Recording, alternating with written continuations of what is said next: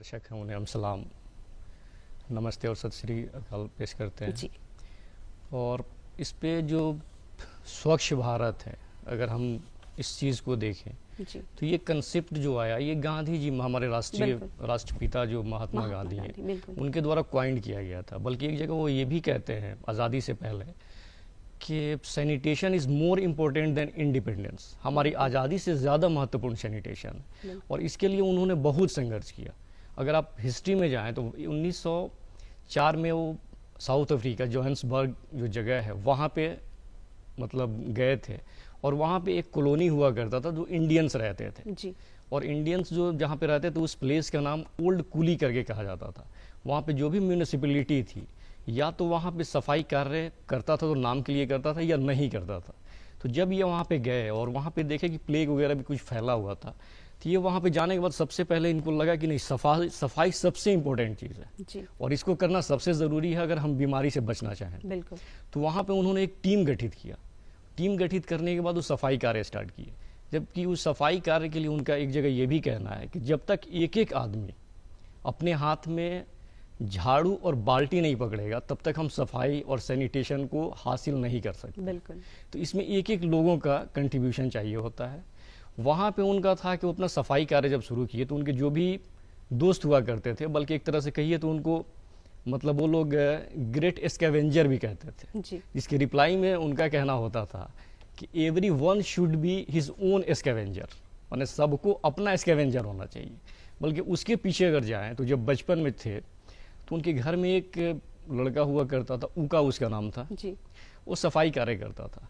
तो अपने यहाँ जो सिस्टम है एक तरह से है कि जो सफाई कार्य करता है लोग उसको एक तरह से अछूत टाइप मानते हैं। उसको छूने का मतलब है अपवित्र होना।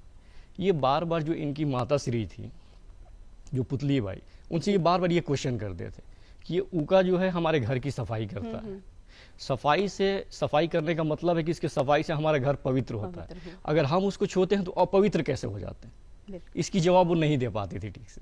उनका एक जगह ये भी कहना था, आगे बढ़ने के बाद उनका कहना था कि रामायण में एक जगह जिक्र किया गया है कि राम जी जो थे जी। उनका एक गुहा जो चंडाल के रूप में थे उनका है कि वो उसको गले लगाए थे।